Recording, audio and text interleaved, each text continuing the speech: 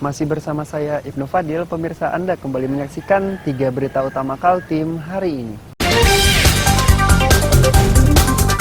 2 mobil pick-up penjual buah yang menggunakan badan jalan untuk berdagang diderek Dinas Perhubungan Kota Samarinda.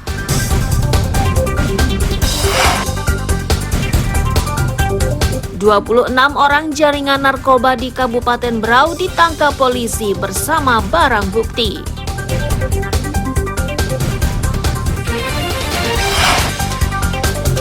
Alasan pemindahan ibu kota negara diungkap oleh Presiden Joko Widodo.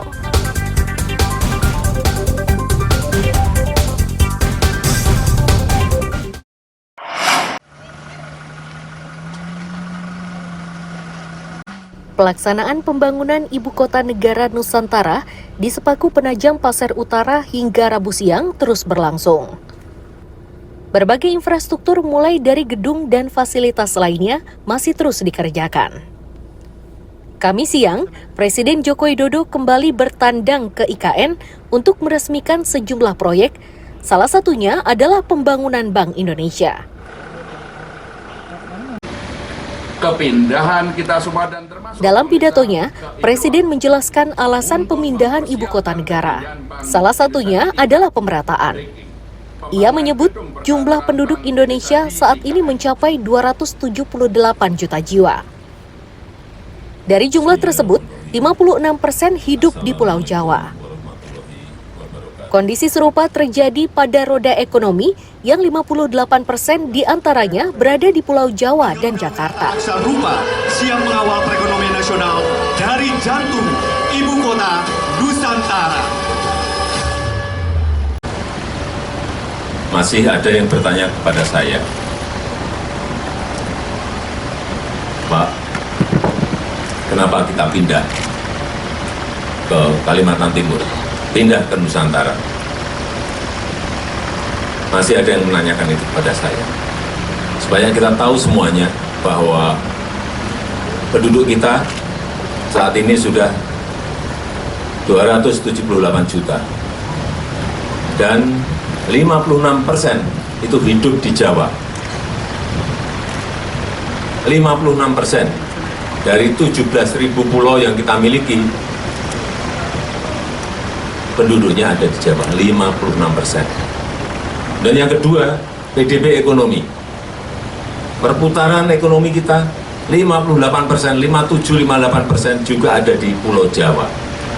Dan lebih terutama di Jakarta.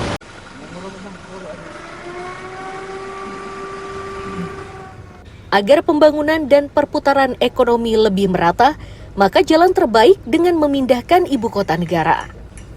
Presiden Joko Widodo juga menegaskan rencana pemindahan ibu kota negara sudah digagas Presiden terdahulu. Amir Hamzah dan Riani Mantini melaporkan dari ibu kota negara Nusantara.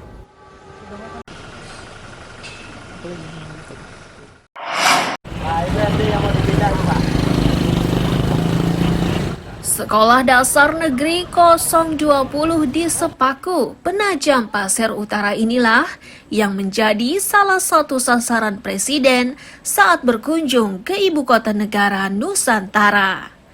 Sekolah ini disasar karena akan didirikan gedung baru yang lebih representatif. Warga menyebut kondisi bangunannya sangat memprihatinkan.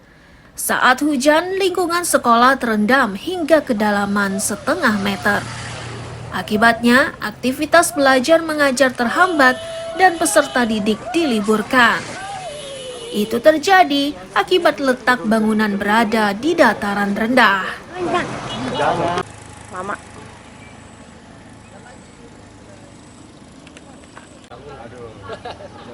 Iya. Yang kami ketahui bahwa sekolah tersebut berada persis di pinggir jalan. Pertama membahayakan, mengingat dengan adanya ibu kota, kendaraan ini sangat banyak sekali, besar sekali, laju-laju. Terus kemudian lokasi yang ada saat ini ketika ada musibah banjir, nah sering tenggelam. Oh, Iya, oke. sekolahnya Sampai batas itu, apa itu, Pak? setengah meteran ada. Oke, jadi sampai menghambat aktivitas sekolah ya? Betul. Oke, siap. Sering beberapa kali siswa yang bersekolah di situ itu diliburkan. Oke, nah dengan adanya pemindahan seperti ini tanggapan warga, Pak, kan kebetulan dekat rumah juga ya kayaknya Ya. ya sekolah. Seperti apa nih, Pak?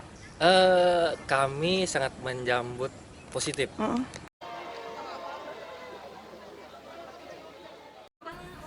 Presiden Joko Widodo menyatakan bangunan sekolah itu menjadi salah satu fasilitas yang diprioritaskan. Presiden menyebut investasi pembangunan IKN saat ini terus bertambah dan pada akhir Desember 2023 nominalnya mencapai 45 triliun rupiah.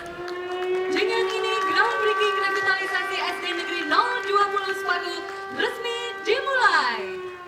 Ya nanti Desember totalnya menjadi 45 triliun rupiah. Saya kira kecepatannya sangat cepat sekali dan kalau kita lihat fasilitas-fasilitas yang diinginkan oleh masyarakat, warga Nusantara nantinya seperti rumah sakit sudah ada 3, kemudian sekolah sudah ada tadi kita juga meletakkan batu pertama, kemudian hotel saya nggak tahu udah berapa, 4 atau 5, ya berapa? 4, sudah 4. Mall sudah 2.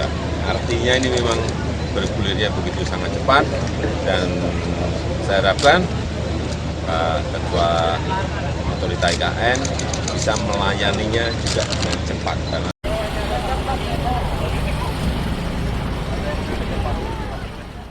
Warga berharap pembangunan dan pemindahan ibu kota negara ikut memberi dampak ekonomi bagi masyarakat.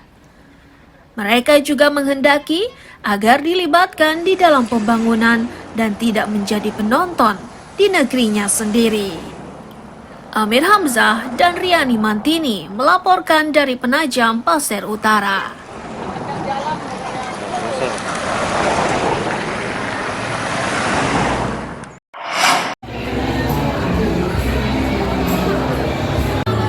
Seperti inilah suasana Berau Expo 2023 yang digelar di halaman Gor Pemuda Tanjung Redep, Kabupaten Berau, Rabu malam. Expo sangat ramai karena diisi 120 stand, mulai dari kantor dinas hingga pelaku usaha mikro kecil dan menengah. Khusus UMKM, produk yang mereka pamerkan beragam, mulai dari madu, cemilan hingga hasil laut. Semua produknya itu sudah dikemas dengan apik dan menarik. Ramainya produk lokal di pameran tersebut membuat warga tertarik. Mereka tidak menyangka produk bermutu seperti itu dihasilkan oleh UMKM lokal. Mereka mengaku produk lokal sudah lama didengarnya, namun baru kali ini melihat secara langsung.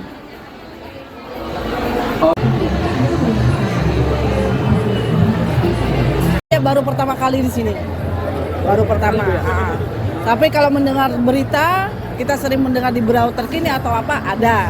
Cuma untuk melihat langsung, secara langsung tidak pernah. Baru sekarang saya lihat. Nah, dengan melihat produk yang ada seperti apa Bu? Sebagai warga. Ya sebagai warga Berau ya bangga lah. Kita punya sendiri daripada kita ambil di luar, kita punya sendiri itu suatu kebanggaan untuk kita.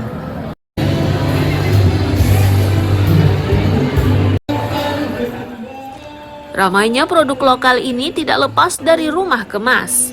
Itu karena merekalah yang membina para UMKM mulai dari cara memproduksi hingga mengemasnya.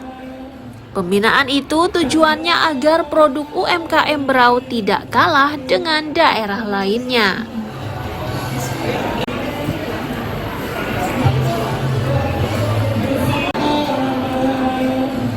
Memang menurut kita sangat strategis ya. Artinya kalau kita lihat event ini kan berlangsung selama kurang lebih 10 hari dan semua orang akan datang ke sini ya. Nah kita juga akan meningkatkan awareness pada semua masyarakat bahwa memang hari ini Berau itu punya oleh-oleh sendiri, produk lokal. Kita punya madu, kita punya coklat, kita juga punya beberapa produk-produk yang lain ya kayak snack dan sebagainya yang secara kualitas itu tidak kalah dengan yang di luar gitu. Nah ini familiarisasinya yang perlu dengan adanya Bro Expo ini tentu saja membuka channel ya kepada seluruh masyarakat. Bayangkan berapa puluh ribu orang yang akan datang ke sini dalam 10 hari, itu merupakan market lah ya untuk kita edukasi mengenai produk-produk kita. 2, 1. Brau Expo 2023 yang berlangsung 10 hari ini diyakini akan terus ramai karena warga banyak yang penasaran dan memburu produk lokal. Amir Hamzah dan Miko Gusti melaporkan dari Kabupaten Brau.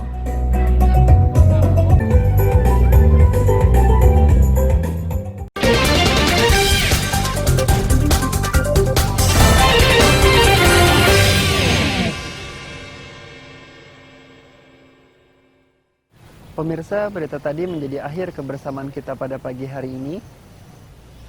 Saya Ibnu Fadil dan tim redaksi pamit undur diri. Selamat pagi, salam sejahtera, dan sampai jumpa.